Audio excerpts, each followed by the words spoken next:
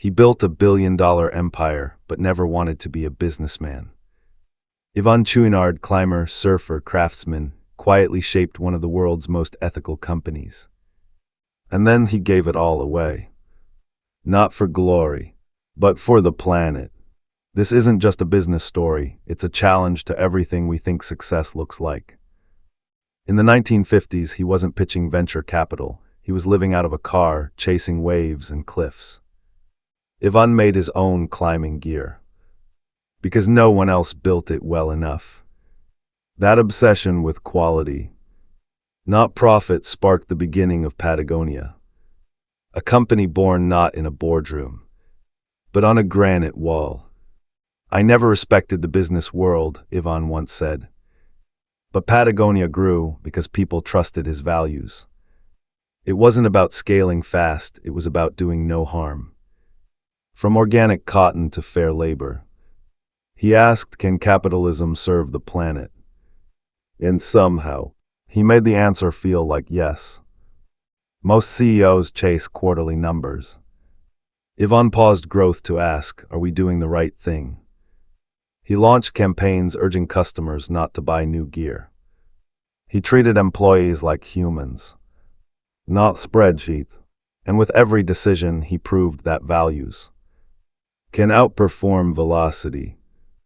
In 2022, Yvon made the unthinkable decision to give Patagonia away. All profits now fund environmental protection forever. He didn't sell it, didn't hand it to heirs. He gave it back to Earth. And in doing so, he rewrote what legacy can mean. Not power, not wealth, but purpose. Yvon didn't just donate Patagonia. He engineered a trust to protect its soul. The Patagonia Purpose Trust holds voting stock, ensuring the company stays mission-driven, not profit-hungry. The rest, it flows into a nonprofit funding grassroots Earth defenders. He built a system where the more it sells, the more nature wins. Patagonia became a paradox, selling clothes while fighting consumerism, rejecting fast fashion while building a loyal brand. From repairing jackets to protesting pipelines, they made activism part of the business model. And customers didn't just buy gear, they bought into a movement. Of course, not everyone believed. Some called it a publicity stunt. Others questioned, can a business ever be truly selfless? But Yvon didn't care about applause. He cared about glaciers. And he knew the loudest answers are found not in statements, but in systems that outlive us. He never wanted fame, never chased titles, but by staying true to his values. Yvon Chouinard taught us a deeper kind of leadership. Lead with integrity, grow with restraint, and remember, the earth isn't our asset, it's our responsibility. So what if success isn't about more, but about enough? What if the best companies give more than they take? Yvon's story leaves us with a question. What kind of world do you want your work to leave behind? Subscribe for more founder stories. And let's build better. Yvon didn't set out to be a founder. He just wanted better climbing tools. But every product he made carried a piece of his ethics. Durable, repairable, respectful. That mindset slowly turned gear into gospel. Customers weren't buying jackets. They were buying into responsibility. Most brands push new. Patagonia pushed repair. Their Worn Wear campaign celebrated the beauty of used gear. Each has got a story. They even sent repair vans across the country. Mending zippers, not profits. It was slow, it was honest, and it was unforgettable. In Yvon's final letter as founder, he wrote, "Earth is now our only shareholder." That wasn't a slogan, it was a structure. Every dollar not reinvested goes to fighting climate collapse. It's radical, it's legal, and it dares others to rethink why their business exists at all. Most founders leave behind stock options or shiny memoirs. Yvon left behind a living system, one that funds forest defenders, protects coastlines, and gives voice to indigenous guardians. His legacy isn't on a Forbes list. It's in every tree still standing, every species saved. There was no press tour, no self-congratulatory book deal, just a simple transfer of ownership and a handwritten note to the world. Yvon didn't step into retirement. He stepped into legacy, quietly, deliberately, completely aligned with the life he'd lived. Yvon never chased market share. He chased wild rivers, fresh powder, clean air.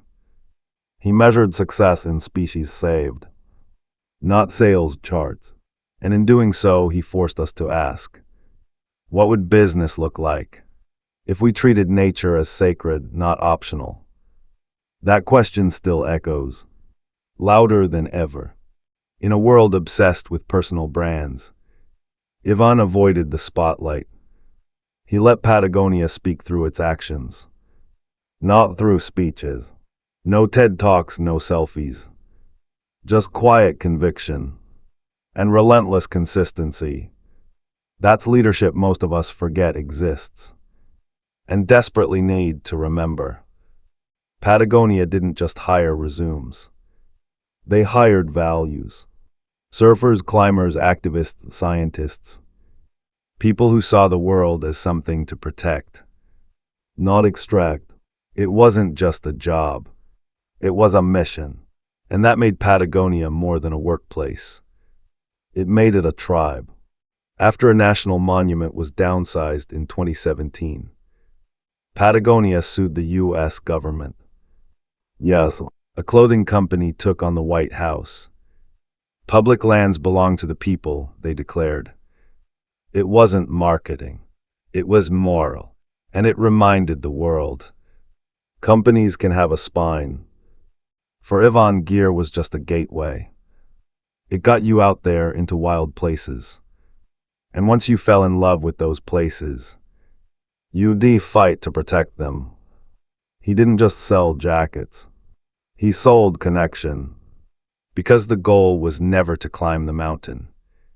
It was to come back down changed. He didn't sit in corner offices. Didn't own a smartphone. Didn't care for titles. Yvon led by living simply and putting people over profit. In a culture that glorifies hustle, he became a quiet rebellion. No exit strategy, no IPO, just intention. While startups chased unicorn status, Patagonia focused on scaling right, not fast. They slowed down supply chains, raised wages, and questioned every material choice. They proved that growth and ethics don't have to fight. If conscience leads the way, it wasn't flashy, but it was sustainable. Yvon's philosophy turned upside down what fashion meant. Repair, reuse, reimagine wasn't a marketing line. It was a mandate. From sewing tents to stitching jackets, every thread resisted waste. And Patagonia customers became co-creators, crafting a culture that didn't worship new, but lasting. Yvon once said he worked for the earth. If the snow melted early, he changed plans. If rivers dried, he listened. He believed nature wasn't a backdrop, it was the boardroom.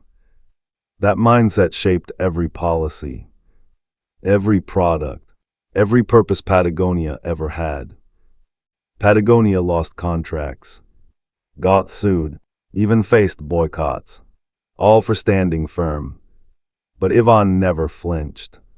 Because when you lied from principle, losses don't break you, they reveal you. And for Patagonia, every stand taken was a stake driven deeper into purpose. Climbers think differently. They know every grip matters. Every ounce counts. Yvon brought that same mindset to business. Minimal, efficient, deliberate. He scaled companies like he scaled mountains. One conscious move at a time. Never overreaching. Never letting ego lead the climb. Yvon believed that stillness, not speed, reveals what matters. He taught his team to slow down, to observe ecosystems like mentors, not obstacles, from mountain peaks to coral reefs. He found clarity in nature's pace, and Patagonia followed suit, growing with patience, leading with listening. For many, Patagonia is a logo. For Yvon, it was a tool. To shift culture. He never obsessed over branding. He obsessed over impact. So when customers wore Patagonia gear, he hoped they felt a little more accountable to the earth. Being ethical isn't always popular. Yvon made decisions others wouldn't touch. Pulling ads, cutting partnerships, turning down millions. But that's what made Patagonia different. It didn't follow trends. It followed a compass. And every hard choice pointed true north. What if Nike did this? Apple, Exxon. What if every brand reinvested in the planet?